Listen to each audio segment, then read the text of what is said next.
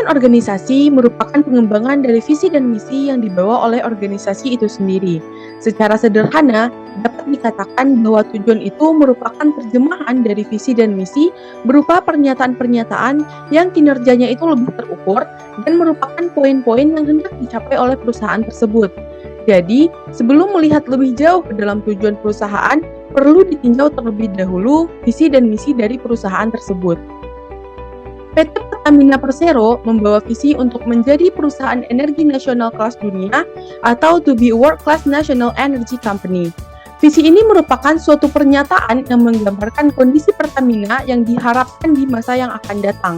Untuk dapat mencapai visi tersebut, Pertamina memiliki misi untuk menjalankan usaha minyak, gas, serta energi baru dan terbarukan secara terintegrasi berdasarkan prinsip-prinsip komersial yang kuat, atau to carry out integrated core business in oil, gas, new and renewable energy based on strong commercial principles. Dari visi dan misi tersebut, dapat disimpulkan bahwa di masa yang akan datang, PT Pertamina Persero itu diharapkan dapat menjadi perusahaan energi nasional kelas dunia dengan menjalankan usaha minyak, gas, serta energi baru dan terbarukan secara terintegrasi berdasarkan prinsip-prinsip komersial yang kuat. Dari visi dan misi yang sudah dijelaskan sebelumnya, PT Pertamina Persero mengembangkan beberapa tujuan yang hendak dituju oleh Pertamina dalam rangka mewujudkan visi dan misinya tersebut. Tujuan PT Pertamina Persero ini terbagi atas dua tujuan, di mana yang pertama, melakukan usaha dan kegiatan yang menunjang di bidang penyelenggaraan usaha energi, yaitu minyak dan gas bumi, energi baru dan terbarukan, baik di dalam maupun di luar negeri. Dan tujuan yang kedua, pengembangan optimalisasi sumber daya yang dimiliki perseroan untuk menghasilkan barang dan atau jasa yang bermutu tinggi dan berdaya saing kuat, serta mengejar keuntungan guna meningkatkan nilai perseroan dengan menerapkan prinsip-prinsip perseroan terbatas. Lalu, bagaimana sih strategi PT Pertamina Persero dalam mencapai tujuannya? Menilik dari laporan tahunan PT Pertamina Persero, Pertamina memiliki beberapa strategi untuk mengimplementasikan proses pencapaian tujuannya. Strategi yang diterapkan oleh Pertamina ini pun, apabila dianalisis lebih lanjut, itu sudah sangat sejalan dan sesuai dengan tujuannya, di mana strategi-strategi yang digunakan sudah merupakan cara atau jalan untuk sampai ke tujuan Pertamina itu sendiri. Berikut beberapa strategi perseroan yang diterapkan oleh PT Pertamina Persero. Yang pertama, mengoptimalkan produksi minyak dan gas baik di dalam negeri maupun di luar negeri. Yang kedua, melanjutkan proses penambahan kapasitas pengolahan dan petrokimia. Yang ketiga, meningkatkan penjualan dan pelayanan produk BBM maupun non-BBM. Yang keempat, berperan aktif dalam menjalankan transisi energi. Yang kelima, mengembangkan bisnis gas perusahaan, serta yang keenam, mengoptimalkan bisnis perkapalan yang terintegrasi.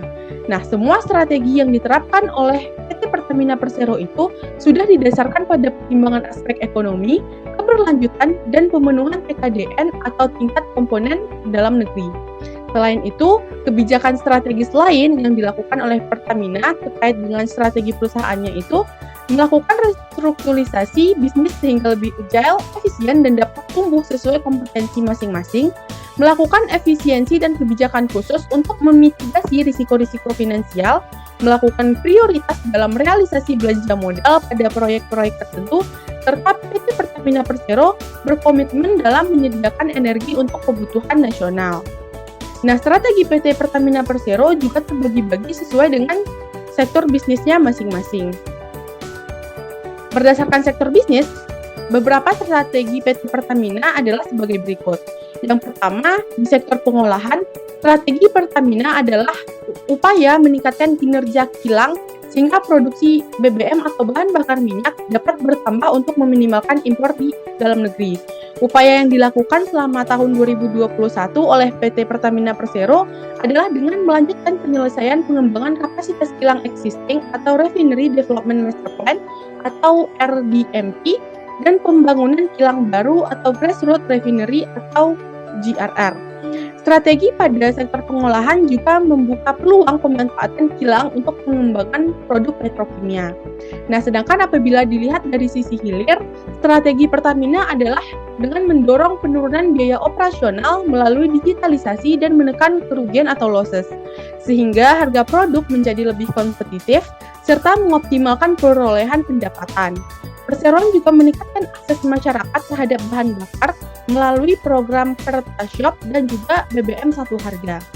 Nah, pada pengembangan energi baru dan terbarukan atau EBT, Pertamina mempercepat proyek dan investasi pelaksanaan proyek yang dapat mendukung target ketenaga listrikan nasional. Proyek yang dikembangkan itu mulai dari pembangkit listrik tenaga panas bumi atau PLTP, pembangkit listrik tenaga surya atau PLTS, pembangkit listrik tenaga biogas atau PLTBG, sehingga stasiun pengisian kendaraan listrik umum atau SPKLU juga sudah dioptimalkan oleh PT Pertamina Persero. Baik, sekarang kita memasuki ke pembahasan yang ketiga, yaitu kultur yang dibangun. Bagaimana sih kultur yang dibangun di dalam PT Pertamina Persero? Nah, PT Pertamina Persero ini memiliki kultur yang bisa dibilang kompetitif, yaitu berusaha untuk menjadi garis terdepan dalam pemenuhan kebutuhan sumber energi, minyak, dan gas. Dan PT Pertamina ini tidak hanya kompetitif untuk tujuan nasional saja, namun juga mereka merambah ke tingkat internasional atau pengembangan secara global. Nah, lalu ada kultur mandiri juga nih yang diterapkan di dalam PT Pertamina itu, yaitu untuk menjaga ketahanan energi nasional melalui komitmen, upaya, dan inovasi yang dilakukan pada sektor hulu dan hilir. Pada sektor hulu dilakukan dengan terus aktif mencari sumber cadangan baru melalui kegiatan pengeboran dan eksplorasi. Sedangkan pada sektor hilir dilakukan melalui inovasi dan optimalisasi kilang minyak serta pengembangan sumber energi terbarukan. Jadi PT Pertamina juga mempertimbangkan aspek lingkungan. Lalu PT Pertamina juga menerapkan 6 nilai yang bisa kita singkat sebagai akhlak, yaitu yang pertama adalah amanah, memegang teguh kepercayaan yang diberikan, lalu kompeten, yaitu untuk terus mengembangkan kapabilitas, lalu ada harmonis yang mana saling menghargai dan menghormati perbedaan, loyal, yaitu berdedikasi dengan mengutamakan kepentingan bangsa dan negara, adaptif dalam menghadapi perubahan, serta kolaboratif dalam membangun kerjasama yang sinergis. Nah, pembahasan yang selanjutnya itu terkait sistem pengendalian manajemen yang diterapkan di dalam PT Pertamina. PT Pertamina ini untuk mencapai tujuan strategisnya atau untuk mencapai goal congruence, yaitu melakukan pengendalian dengan pengukuran kinerja atau performance measurement. Nah, pengendalian ini juga dilakukan di bawah kepatuhannya terhadap regulasi yang berlaku. Di antaranya adalah Undang-Undang Nomor 3 Tahun 2014 tentang perindustrian dan juga Peraturan Pemerintah Nomor 29 tentang pemberdayaan industri. Tidak lupa juga karena masih di dalam periode pandemi COVID-19, pengendalian manajemen ini juga dilakukan atas kepatuhannya terhadap protokol kesehatan yang berlaku. Lalu untuk penerapan dan wewenang, di sini diantaranya adalah Komite Audit yang melakukan pengawasan, pemantauan, pembahasan, dan diskusi rutin terkait kinerja keuangan, pelaporan, dan monitoring. Lalu ada Komite Nominasi dan Remunerasi yang selama tahun 2021 telah melakukan pemantauan dan evaluasi terhadap penerapan GCG. Lalu Komite Pemantau Investasi dan Manajemen Risiko di sini selama tahun 2021 telah melakukan penelaahan dan pemberian tanggapan atau persetujuan atas proyek yang dilakukan oleh PT Pertamina. Di antaranya itu adalah sistem pengendalian manajemen yang diterapkan di dalam PT Pertamina Persero. Berdasarkan gambar yang dapat dilihat, PT Pertamina ini punya struktur organisasi fungsional di mana perusahaan itu melompokan para karyawannya berdasarkan keterampilan atau fungsi bisnis tertentu. Dengan kata lain, tiap-tiap fungsi bisnis tersebut bakal diisi oleh karyawan yang memiliki keahlian dan tugas yang sama. Hal ini bisa dilihat pada posisi direktur utama yang ada di posisi puncak diikuti oleh 5 direktur fungsi bisnis yang berbeda di bawahnya. Ada 5 fungsi bisnis yang berbeda. Yang pertama ada fungsi bisnis strategi, portofolio, dan pengembangan usaha. Fungsi bisnis yang kedua yaitu keuangan. Fungsi bisnis yang ketiga yaitu SDM. Fungsi bisnis yang keempat yaitu logistik dan infrastruktur. Dan fungsi bisnis yang terakhir yaitu fungsi bisnis penunjang bisnis. Tapi kalau dilihat dari cakupan yang lebih luas, PT Pertamina ini merupakan grup perusahaan di mana dia itu terdiri dari holding perusahaan dan juga subholding perusahaan. Kalau dari segi grup perusahaan, maka PT Pertamina ini punya struktur organisasi unit bisnis di mana perusahaan itu melakukan pengelompokan berdasarkan kesamaan produk atau jasa. Ada 7 unit bisnis yang dimiliki Pertamina. Yang pertama itu ada unit bisnis upstream subholding, yang kedua ada refining dan petrochemical subholding, yang ketiga ada commercial dan trading subholding, yang keempat ada power dan NRE subholding, yang kelima ada gas subholding, dan yang keenam ada integrated marine logistics subholding. Plus ada subholding di mana ini tuh di luar usaha utama perusahaan, yaitu subholding AP, service atau portofolio. Dan demikian, kalau dilihat dari segi grup perusahaan, maka PT Pertamina ini punya struktur organisasi unit bisnis di mana perusahaan itu melempokkan produk dan jasanya ke dalam 7 unit bisnis.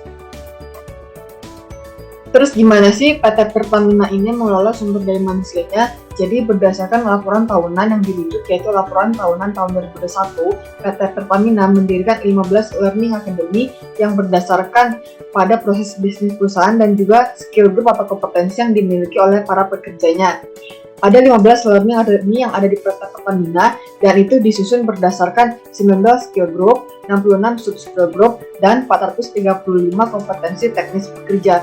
Selain itu, PT Pertamina juga masih terus melakukan berbagai macam pelatihan dan pendidikan buat menciptakan SDM yang unggul sesuai dengan strategi perusahaan. Ada beberapa macam program pelatihan, diantaranya itu ada program play informant, program pendidikan lanjutan, program pendidikan jangka panjang dan jangka pendek, dan juga program e-learning. Jadi dengan demikian, Pertamina itu mengelola sumber daya manusianya melalui pendirian Learning Academy yang melatih, mengasah, dan membekali para perwira dengan 19 skill group atau kompetensi. Di samping itu, pengelolaan SDM juga terus dilakukan melalui berbagai macam program pelatihan dan pendidikan. Pada kali ini kita akan membahas mengenai keunggulan yang dimiliki oleh PT Pertamina, yang mana di sini kita menganalisisnya dari laporan keuangan dan juga kinerja yang dimiliki PT Pertamina selama 1 tahun ke belakang. Pada poin pertama, strategi yang menyeluruh pada setiap sektor. Nah, hal ini juga dilatar belakangi dengan bentuk struktur organisasi yang dimiliki oleh PT Pertamina, yaitu fungsional, yang dengan kata lain yaitu karyawan yang ditempatkan sesuai dengan fungsi-fungsi dan tanggung jawab yang sama, sehingga strategi yang dimiliki oleh setiap sektornya ini lebih menyeluruh dan tersampaikan pada board directors atau petinggi-petinggi dari PT Pertamina itu. Lalu yang poin kedua adalah kelapa sawit yang melimpah. Nah, hal ini juga didukung dengan adanya SDA di Indonesia yang mana mendorong untuk menjadi nilai tambah dalam menciptakan produksi dalam biodiesel yang ingin dicapai dari PT Pertamina ini. Poin ketiga adalah penanganan pasca pandemi. Tidak bisa dipungkiri juga pada 2 tahun ke belakang Indonesia dilanda oleh pandemi COVID-19 sehingga PT Pertamina meluncurkan atau melakukan aksi kontribusi kepada masyarakat baik berupa tidak langsung maupun dan langsung. Yang langsung ini seperti kesehatan dan juga ada pendidikan dan pendampingan pada UMKM. Lalu yang keempat ada pembagian regional yang luas. Di sini struktur grup subholding upstream PT Pertamina Persero terdiri dari 5 regional dan 2 service company dengan 68 entitas anak usaha. Di sini pembagian regional mempertimbangkan aspek volume produksi, kewilayahan, dan kompleksitas operasional yang dimiliki PT Pertamina. Nah, di sini pembentukan regional berharap untuk meningkatkan sinergi, fleksibilitas operasi, pendanaan, serta mendorong efisiensi dan efektivitas. Nah, di sini harapannya tidak hanya sebagai policy maker, optimizer, integrator, dan planner validator, PT Pertamina ingin memfokuskan untuk menciptakan optimizer dan integrator yang semakin tinggi. yang mana di sini ingin meningkatkan keselamatan produksi cadangan migas dengan mengintegrasikan potensi-potensi kerja pada wilayah masing-masing, yang mana tentu PT Pertamina memiliki kompleksitas pada produksi di bagian-bagian regional ini. Nah, hal ini juga mendorong pada poin kelima, yaitu adalah program One Village and One Outlet atau OVO. Di sini, dengan adanya regional luas, terciptalah program satu wilayah, satu desa, satu outlet, atau ibaratnya seperti adanya Pertashop, adanya pemerataan energi seperti BBM satu harga, dan juga OVO LPG. Namun, PT Pertamina juga memiliki beberapa kelemahan, yaitu yang pertama ada kebijakan PPKM. Nah, seperti yang kita lihat juga dengan adanya pandemi yang kemarin, pemerintah mengeluarkan kebijakan-kebijakan seperti adanya pembatasan kegiatan masyarakat. Nah, di sini dengan adanya kebijakan dari pemerintah, lebih berdampak pada BUMN-BUMN yang ada di Indonesia, tentunya pada PT Pertamina juga. Nah, di sini juga dengan adanya pembelakuan pembatasan kegiatan, sehingga daya konsumsi dari rumah tangga semakin menurun dengan adanya pembatasan dari aktivitas ini. Lalu yang kedua adanya krisis energi dan kenaikan permintaan minyak. Jadi adanya hubungan nih antara krisis energi, kenaikan permintaan minyak secara umum, dan kenaikan harga minyak mentah pada PT Pertamina. Sehingga dengan adanya pengaruh-pengaruh ini dan juga dari kasus dari Ukraina dan di luar negeri ini, sehingga berdampak juga pada PT Pertamina dalam permintaan minyak, karena juga minyak ini juga bahan baku umum, sehingga krisis energi dan kenaikan permintaan minyak akan lebih berdampak pada PT Pertamina Persero. Lalu pada poin ketiga adanya kenaikan jumlah pengaduan dan bentuk pelanggaran yang dilaporkan melalui whistleblowing system. Jadi whistleblowing system merupakan adalah wadah pengaduan dalam bentuk pengaduan gratifikasi, korupsi, dan lain sebagainya. Sehingga dengan adanya kenaikan jumlah pengaduan dan bentuk pelanggaran di sini, adanya sistem pengendalian manajemen yang kurang. Dengan begitu, kelemahan PT Pertamina, adanya pengaduan dan juga whistleblowing system ini, kita perlu mempertanyakan apakah sistem pengendalian manajemen sudah dilaksanakan secara baik dan sudah melakukan adanya monitoring pada setiap lapisan-lapisan dalam PT Pertamina. Di sini juga adanya kenaikan jumlah pengaduan dari tiap tahunnya 2019, 2020, 2021 semakin meningkat hingga 2021 mencapai sebesar 201 pengaduan, dan juga penanganan di sini hanya sebesar 141 atau 70% dari pengaduan tadi. Lalu yang keempat adanya kemunculan mobil listrik. Tentu adanya kemunculan mobil listrik dari adanya beberapa tahun mendatang, dan juga saat ini juga sudah muncul beberapa produsen-produsen baru, sehingga adanya peluang ini menjadi ancaman bagi PT Pertamina dalam produsen atau supplier bahan minyak pada mobil, seperti itu. Lalu yang terakhir adanya risk korporat. Jadi top risk korporat. Jadi PT Pertamina dikenal sebagai top risk korporat atau perusahaan yang memiliki risiko yang tinggi, seperti itu. Dan bisa dipungkiri juga PT Pertamina juga memiliki kompleksitas pada produksi operasional, sehingga risiko juga sangat tinggi, dan juga di laporan keuangan memiliki peristiwa-peristiwa bencana dari karyawan-karyawannya, sehingga perlu lagi ditingkatkan pengendalian keselamatan pada karyawan-karyawan, sehingga mitigasi dari bencana dan risiko ini dapat semakin menurun, seperti itu.